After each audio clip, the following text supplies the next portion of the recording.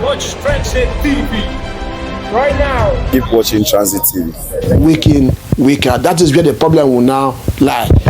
But in terms of 60 minutes, 70 minutes in a game, and I mean, had the Saka breaking, it was almost at this age. We've been talking about one of these things. He had the qualities. So this is the time. Arteta, give him the run of games.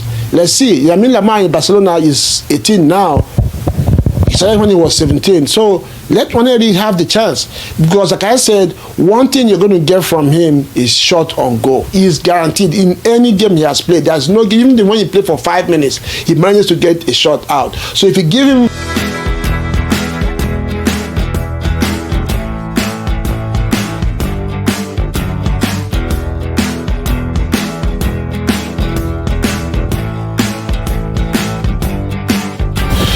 Transit TV, welcome back again to the studios. Big happy Christmas out there for you, for those who celebrate the Christmas. Happy holidays to others. And again, it's my birthday week. Still basking in the celebration of the birthday. And in a week where Arsenal had a big win against Crystal Palace, Selhurst Park, a place where many teams struggle. And same day, very big and sad news broke for Arsenal as well. And Bukayo Saka, if you argue, their most important player in the squad, suffering that injury, and it has been now known that Saka will miss minimum of 4 to 6 weeks away from action, and that one is not going to be good for Arsenal.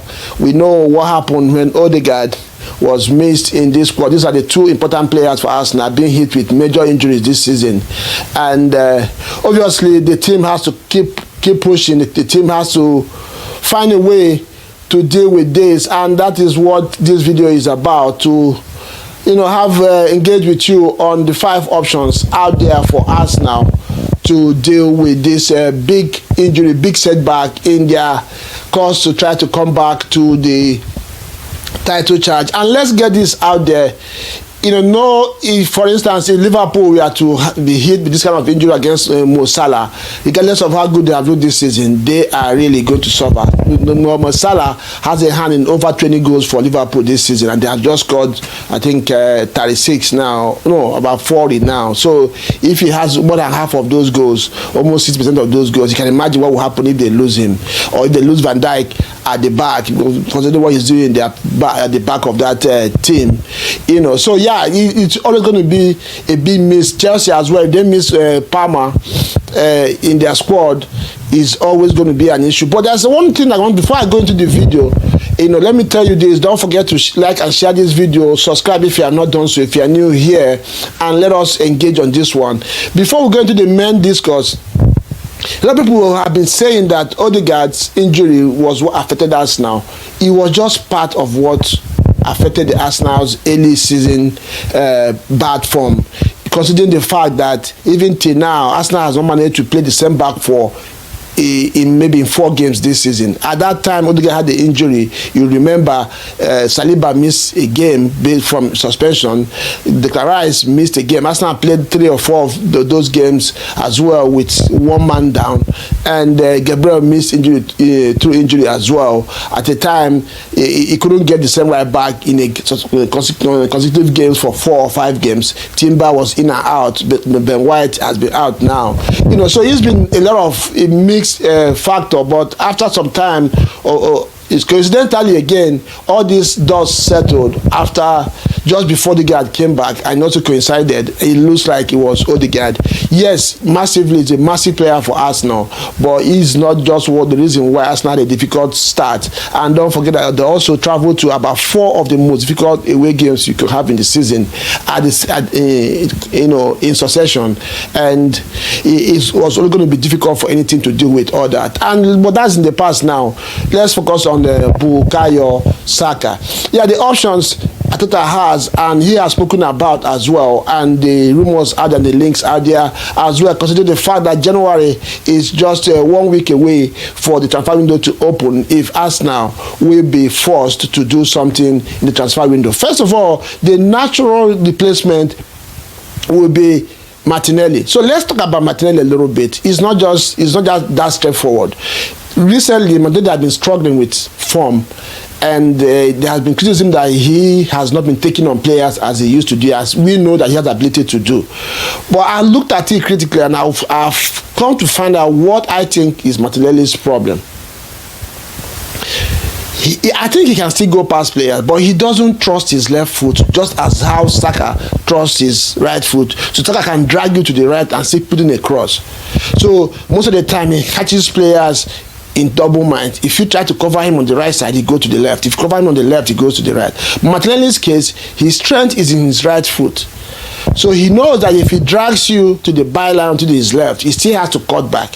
So most of the time, if you watch Martinelli, he is looking for that way, that space to come back right, where he's strong at. And if you have watched Martinelli as a defender, you're prepared very well for him. You know that's what he wants to do. So most of the time, players make it difficult for him to cut back to his right foot. And sometimes this puts him in a double mind. He doesn't really know what he wants to do. And when he manages to drag those balls to the left side, the byline, the crosses are really not there. So I think that has been Martinelli's problem. He needs to trust himself a little bit more if he's playing on the left. But talking about replacing Saka, this is where it gets good now for Arsenal. If Martinelli plays on the right side, he has the pace, he has the trickery. So he's going to go to his strength, which is go all the way to the right to the byline. And once he has an inch, he can put in a cross. So the question now is who is going to get to the end of that cross. If it's Gabriel Jesus, it has to be a low one. If Kai Havertz is playing that position, then it has to be a high cross. So I believe that Martinelli can be an option. But the problem you now have with that is if he is playing on the right, who is playing on the left? The only option you have on the left right now is Leandro Trossard. So whichever way you look at it, Arsenal is short. But in a game, one or two games, they are going to be good if Martinelli plays from the right side.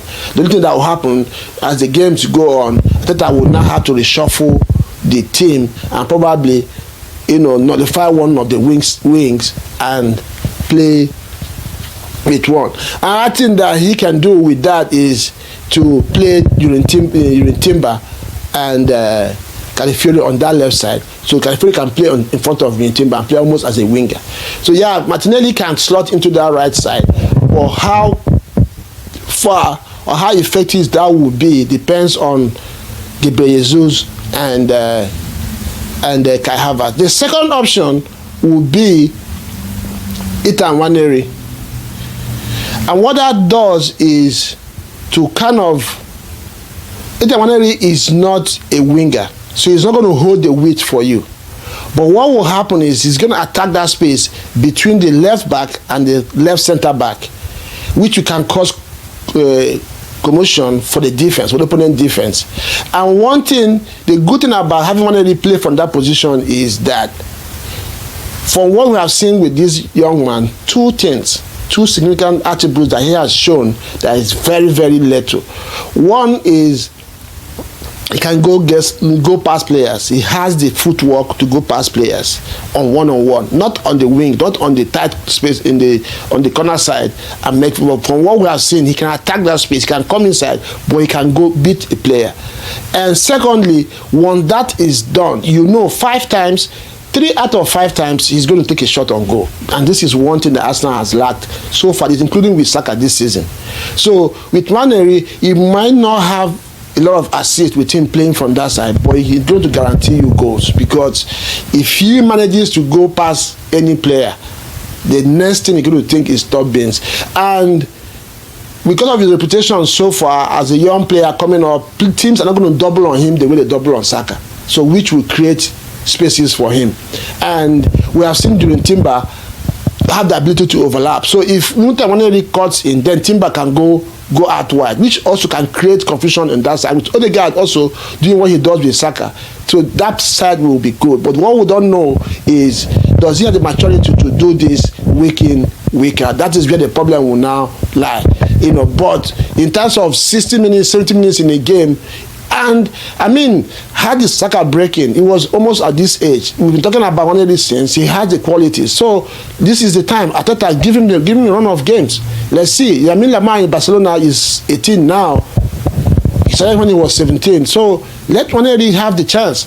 Because like I said, one thing you're going to get from him is shot on goal. He is guaranteed in any game he has played. There's no game, even when he played for 5 minutes, he manages to get a shot out. So if you give him chunk of time, chunk of games, I guarantee that this young man is going to get you good. This is talking about internal resources. And of course, Gabriel Jesus can play out there while Kahaba starts up front. And this, for me, is not supposed to be a starting option because if anything goes wrong, who do you bring in? So I believe that one of Havertz or Jesus has to be on the pitch at a time. So, and this is just about the internal resources. Let's go to, but meanwhile, before we go to the transfer market, let me know between Martinelli and Waneri, who do you think is better suited to replace Saka straight away in that position? Then going to the transfer window, transfer market, you have, for me, Lukman, Gyökeres, and Viktor Osimhen. These three players, one of them is a must sign for Arsenal this transfer window. And the truth of the matter is, they are even supposed to have done this even with Saka being fit. So now, I believe Arsenal needs to sign two players. One of these strikers and maybe Kudus. So let's analyze these three strikers. Gyökeres, powerful, skillful, eye on goal. But I don't know how well he's going to handle the pressure, because right now whoever is going to sign has to perform right away. He's doing it in Portugal, but I don't know if he will have the mental capacity to deal with. But technically, I think he has it.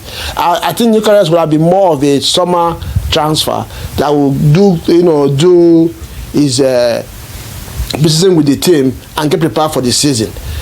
So I don't know if we'll be able to do it in January straight up. But if I see Gyökeres, we are not just in January, I will not be too worried.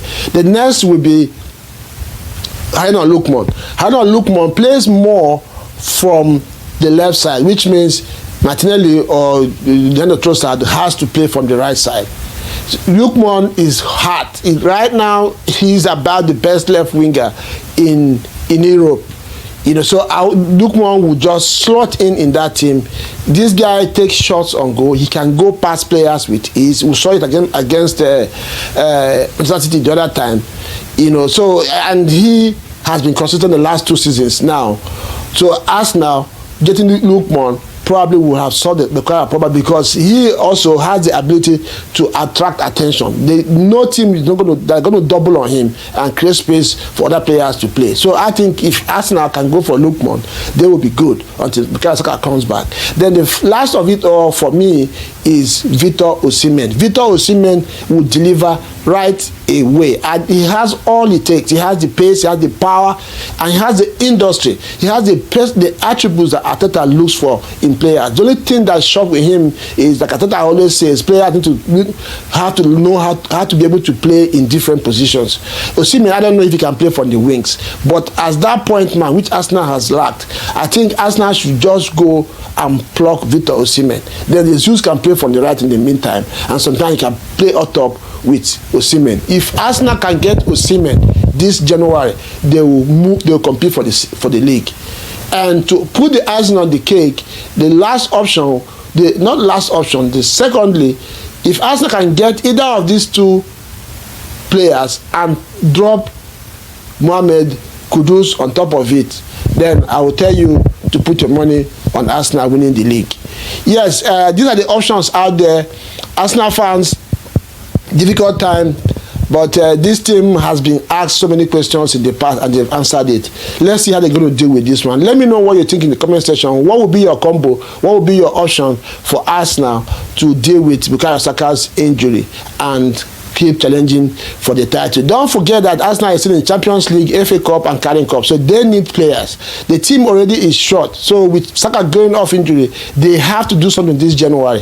So what would be your option? If you are given the check to sign, which of these two players would you sign for Arsenal? And I will see you again next time.